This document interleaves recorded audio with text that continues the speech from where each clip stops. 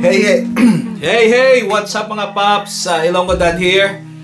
First of all, salamat gid sa mga subscribers, ka-viewers. Nakalabot na man ako 500 subscribers. Thank you very much.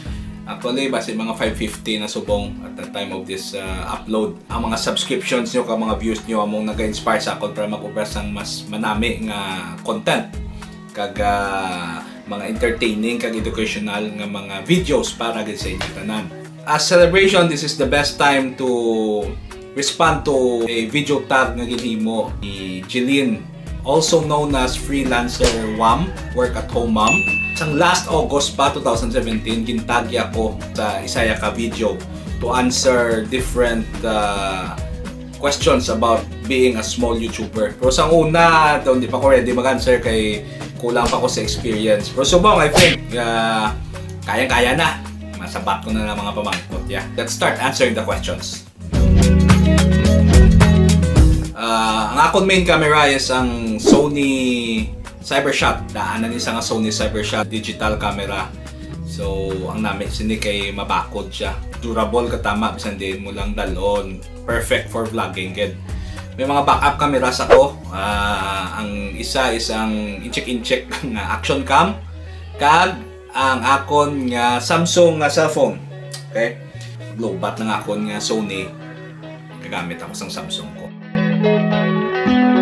99% of the time ako gidyang naka-film sa akon mga videos. Pero there are special cases nga kapabulig ako sa mga bata ko. Kag kay Ilonggo Mom, kay Mrs. capture sa mga scene or kung gusto ko magpa-video sa ilang. Video editor. Ang ginagamit ko nga video editor is ang HitFilm Express. Libre lang na siyang video editor. I-download ko lang sa internet. Nami siya kay it has the features of Adobe Premiere Pro kag Adobe After Effects. Although hindi siya complete, pero it has the enough features nga makapasadya na kag makapanami na sang inyong vlogs or YouTube videos. Magdamo ng earnings ko kag kung makakwarta na ko, mabakal man ko sang Adobe Premiere Pro. But for now, ang HitFilm Express okay na ikitama para sa akon. Okay. As much as possible, gusto ko natural lighting. Subong gagamit ako sang mix sang natural kag artificial lighting. Pero in fairness, basta may suka lang sa bright lang Pero the more I make videos, the more nga na-realize ko nga with better lighting you can make better videos. Pero for now, any light is good light.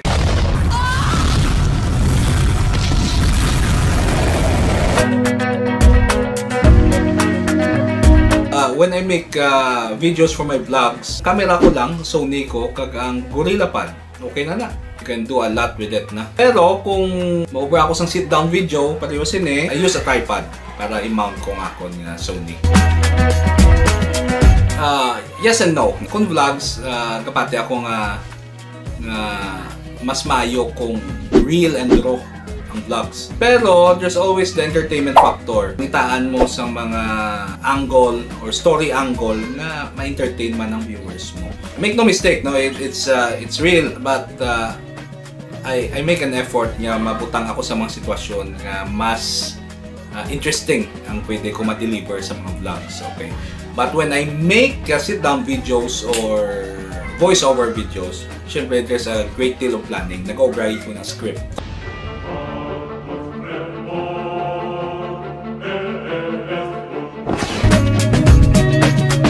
Filming a video is actually dasig man lang. Sit down and voice-over videos. All you have to do is speak in front of the camera. Just takes laman lang ka minutes, maybe around 15 minutes or 30 minutes. Depende man sa content. Pero sa vlogs, it can take a whole day, no? Depende man kung anong gusto ko i-capture. Kung may event lang kung gusto ko i-vlog, so it just takes a few hours, no? Kung anong kadugay ang event, mo nang kadugay ang vlog ko. But usually, ang gina-vlog ko is my day, my whole day. So, if I decide to vlog the whole day, the whole day na ang span sa akon nga filmmaking.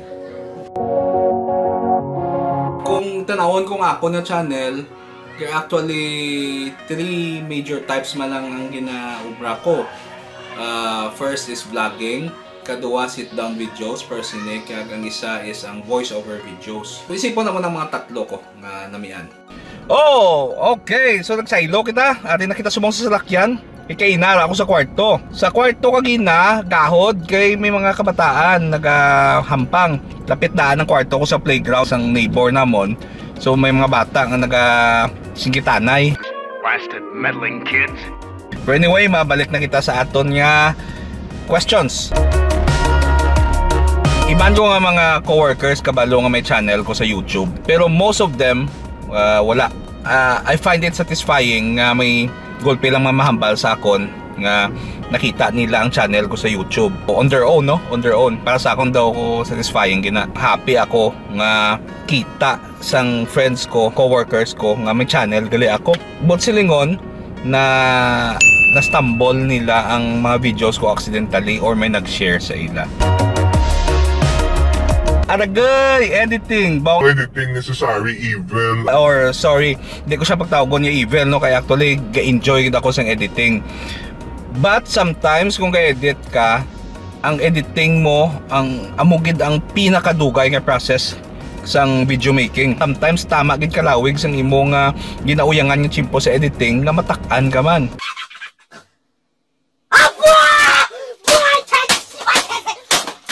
You have no choice. Nami mag-edit tapos dira man nakisang magic sa editing. Kaya kung wala editing, laman-laman boring gid ang video mo. Kung vlogs ang gina-edit ko, hindi maging tama, I spend around mga siguro a couple of hours lang. Pero kung sit-down videos or voice-over videos, madugay gid ang editing kay damo ka sang ibutang nga mga effects and B-rolls para maging interesting ang video mo. Sometimes it takes me a whole day just to edit a single video. For me, it's all about getting inspired, no? Gulpi lang, big drive ko, tapos may mapinsaran ko, tapos I take inspiration from other people's videos man, isa sa mga mabasahan ko sa internet, sa mga memes, or ano ang mga katabo sa palibot ko sa Iloilo, kay being Ilonggo dad. Gusto ko man i-share kung anong mga nami sa Iloilo, but I don't limit myself nga para sa amo lang na, no? So di podcast storya daw, anything that I can share nga makahatag interest sa akon nga mga viewers.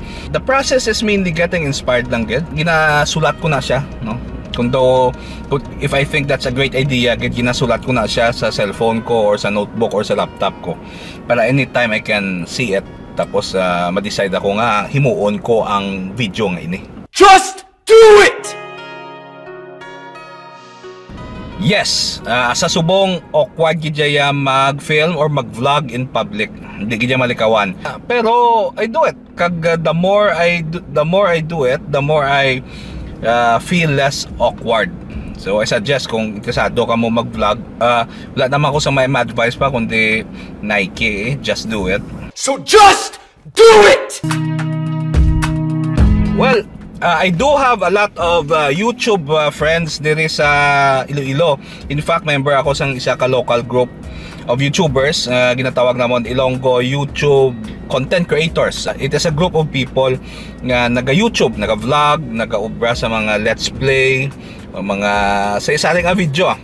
Basta sa YouTube lang. You'd be surprised kung ano na kami kadamo, subong.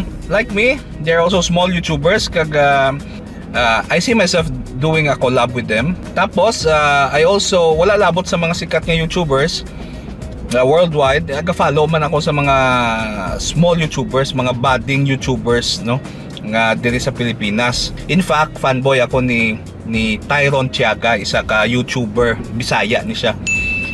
Mian ko siya kay he's a comedic genius, especially sa platform na YouTube.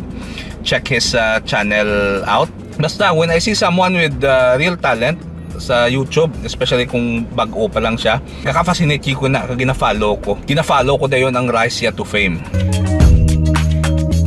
Okay, of course ang goal ko is to reach 1,000 yun as soon as possible. Hopefully by summer months maka 1,000 ako. It's because nga nabalitaan ko nga bago ka maging full YouTube partner, labuton mo gid ang 1,000 subscribers. So road to 1,000, subscribe ka mo, click nyo na ng subscribe button, okay?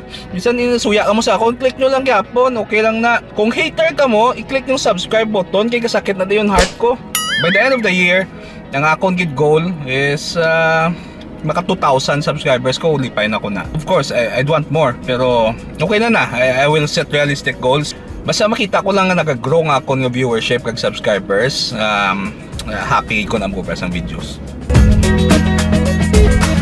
Ang mga members ng Ilonggo YouTube content creators, ginatag ko kamo, okay? Make a video like this, no?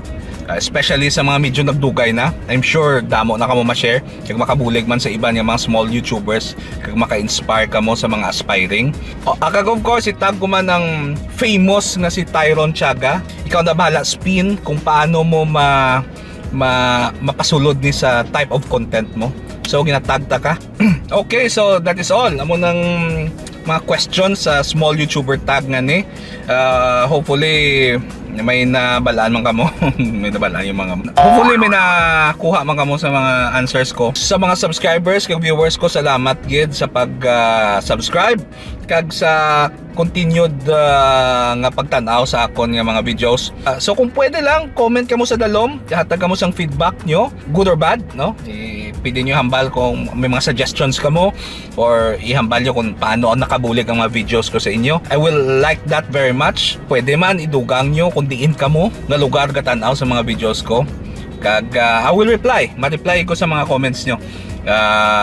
Kay I want to know more about my viewers para maka-deliver ako sa mas manami nga content. Kag before ako mag-exit, hindi ko dapat malipat shout out sa mga viewers ko nga nagpa-shout out. Ang iban sila mga YouTubers man. So ang mga links nila as dalom, no? Link below. Kay Fafa Rain, okay, fellow YouTuber, check his channel out. May mga apprentice ni siya, bata-bata yan, nga si Zyder. I think may channel man siya, pero wala ko bala kung ka-upload pa. Of course, pagid sa mga classmates ng bata ko, nga mga fan ko, si Mimi siya, may channel man siya, okay? Kag si Squishy Unicorn Addict, kay classmate sa mga bata ko. So thank you for watching. Kag most importantly kay Jackson, also known as Random Half Rice, all the way from Washington, USA. Salamat sa support. Kag kay Sir Veer, sang Veer brand. Sir, thank you good sa mga kind words kag sa support mo sa channel. Hope to meet you soon. So guys, help me reach 1,000 subscribers. Kag sa mga wala pa ka-subscribe, ano pa naulat nyo, i-click nyo yan ang subscribe button para continued ang pag-deliver ko sa content sa inyo. If you like my videos, make sure that you like and comment sa comment section. Okay, so that's it. Ilonggo Dad, out.